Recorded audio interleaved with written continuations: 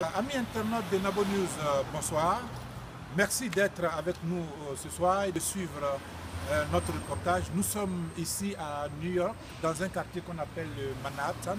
Nous sommes venus directement de Washington DC pour rencontrer un monsieur. C'est le professeur Sompoy Baya. Il est le précurseur de ce que vous savez, la glalogie. Nous avons voulu aller un peu en détail dans ce que c'est que la glalogie. Donc, suivez avec nous. Nous allons le saluer. Bonsoir, professeur Sompoy. Bonsoir, monsieur Nabo. Bonsoir, bonsoir. Alors, bonne arrivée surtout. Merci, merci. Approchez. Alors, vous allez bien? Très bien. Voilà. Alors, nous avons décidé de avec venir. l'esprit de nos ancêtres, Voilà. tout est parfait. Alors, Mia blado, Boyapa. boyapa. Mia. Mia blado, boyapa. Alors, dis aux internautes qu'est-ce que c'est que la glalogie.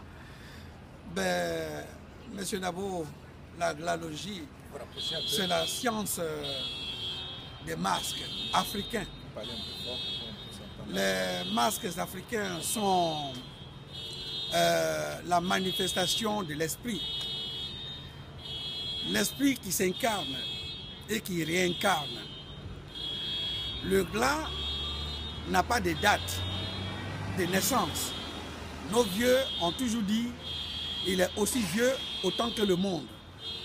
Le glas est à la fois spirituel parce qu'il est le représentant de Dieu auprès des hommes.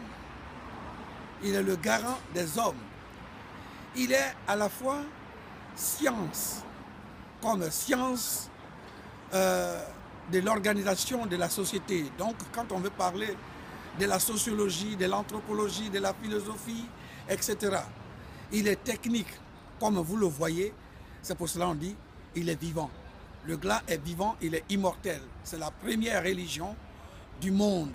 Ce n'est pas moi qui l'invente, mais c'est la réalité historique sur le terrain qui l'exprime. Et plus loin, au village, il s'appelle glas. Donc, esprit, que vous pouvez dire à la fois, c'est le groupe libérateur ancestral. Alors, donc, le groupe libérateur ancestral, vous voulez le voir maintenant. Pourquoi il s'appelle glalogie et sa logique qui va se retrouver ailleurs. Et ici, automatiquement, nous sommes à côté d'une église qui se trouve à Manhattan. Donc, vous voyez la fenêtre. Et cette fenêtre que vous constatez, composée des deux yeux, le nez, la bouche, et tout est là. Alors, nous posons la question de savoir pourquoi cette flagrante ressemblance. Alors que s'il y a la ressemblance en général, M. Nabo, on devrait dire tout simplement que oh mon frère, ce que tu fais, c'est merveilleux, ce que je fais aussi est merveilleux. Bien sûr. Mais on ne devrait pas normalement rentrer dans des considérations de guerre où on dit bon, c'est moi qui apporte la civilisation à un autre.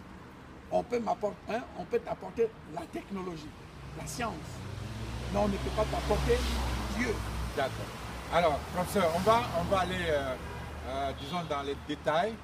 Quand est-ce que vous avez, je dirais, l'inspiration vous est venue de créer, disons, cette philosophie, si on peut l'appeler ainsi, ou alors cette science là, 1985, lorsque j'étais étudiant à Oslo, en Norvège, c'est là que Dieu s'est manifesté. C'est la manifestation de Dieu. Ce n'est pas normalement dans mon cursus scolaire.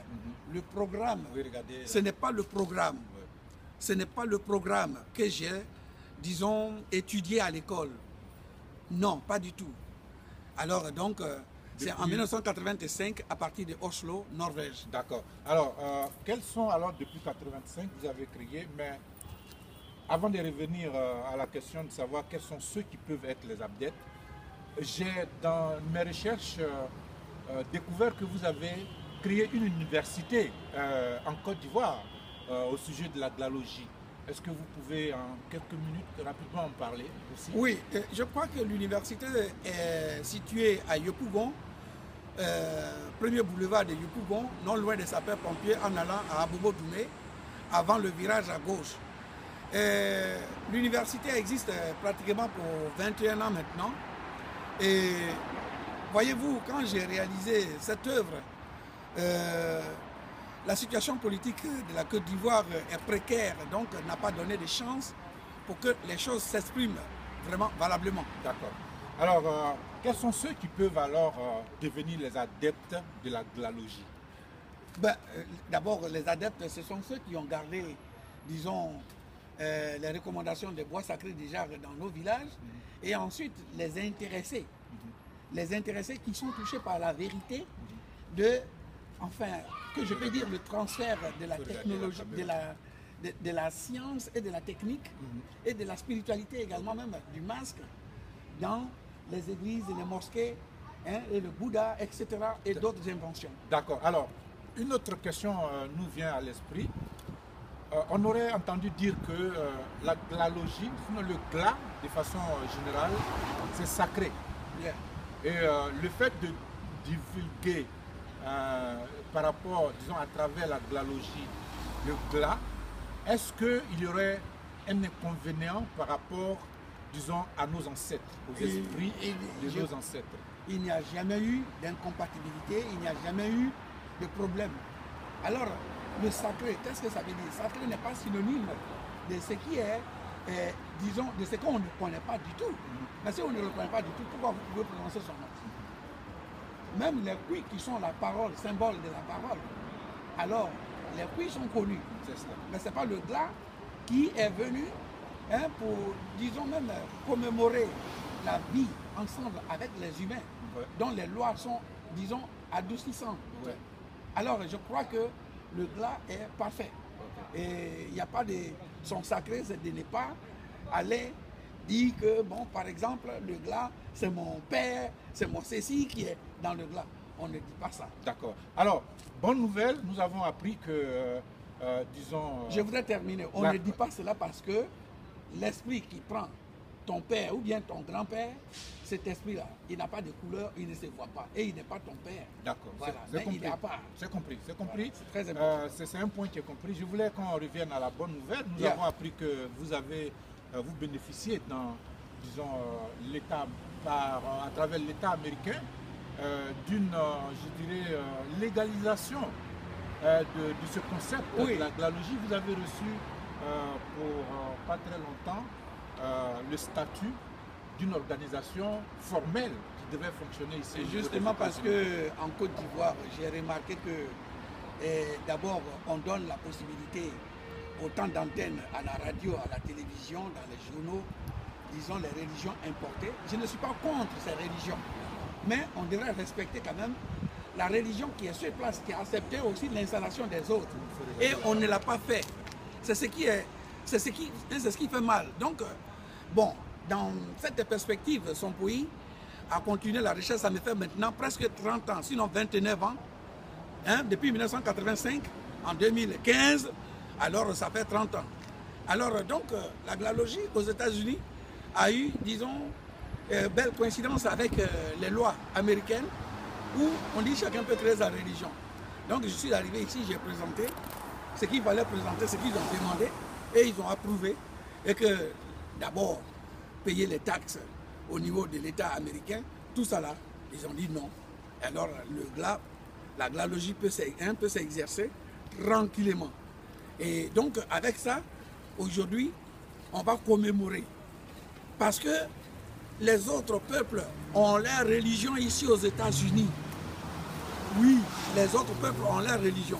Mais pour nous, où est pour nous? Il n'y en a pas. Et qui nous a interdit de ne pas en avoir? Ça, je ne sais pas. Donc, la chose est accordée pour tout le monde. Ce n'est pas pour son pays seulement, mais c'est pour tout le monde. On dit c'est un qui tue l'éléphant pour que tout le monde profite. Il y a un plat alors. Il y a plat. Il y a un plat alors. Alors, professeur, nous avons été heureux. Notre émission s'achève, malheureusement. On aura une autre occasion d'aller plus en détail dans tout cela. Merci beaucoup. C'est la vulgarisation de notre culture. Nous voulons pérenniser cette culture. Et donc, est-ce que vous auriez un dernier mot à l'endroit de nos nombreux internautes qui nous regardent et qui découvrent ce que c'est la glalogie? Mesdames et messieurs, je crois qu'il faut préserver son identité. Et préserver son identité, c'est garder ses propres valeurs.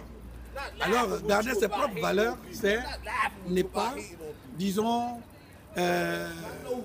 disons, oublier, ne pas rejeter du revers de la main ses propres valeurs. Parce que hier, écoutez, le mal existe partout. Il ne faut pas accuser les Européens parce qu'ils nous ont pris en colonisation, donc et plénicher. Mais le mal en Afrique, c'est ça que le président Obama a dit ici. On n'a pas besoin des hommes forts, mais on a besoin des institutions fortes. Les institutions fortes là, la glalogie, le glas en pays est partout dans toute l'Afrique. Alors, cette institution, elle est déjà forte et les règlements sont stricts. Alors, dans les villages, les règlements sont stricts même par rapport en ville. Donc, pourquoi ne pas prendre? C'est pour cela qu'il faut avoir, disons, un temps au moins de réfléchir sur sa tradition. Je vous remercie. Merci beaucoup. Amis internautes de Nabo News, nous vous remercions. Nous étions avec le professeur Sompoy Baya, qui nous parlait de la glalogie. Nous étions à New York, nous sommes venus le rencontrer pour vous. Merci de nous avoir suivis et nous vous donnons rendez-vous pour un autre numéro. N'oubliez pas, c'est là-bas la vérité. Hein? Le glas est là-bas. Voilà. Merci. Merci, mon cher.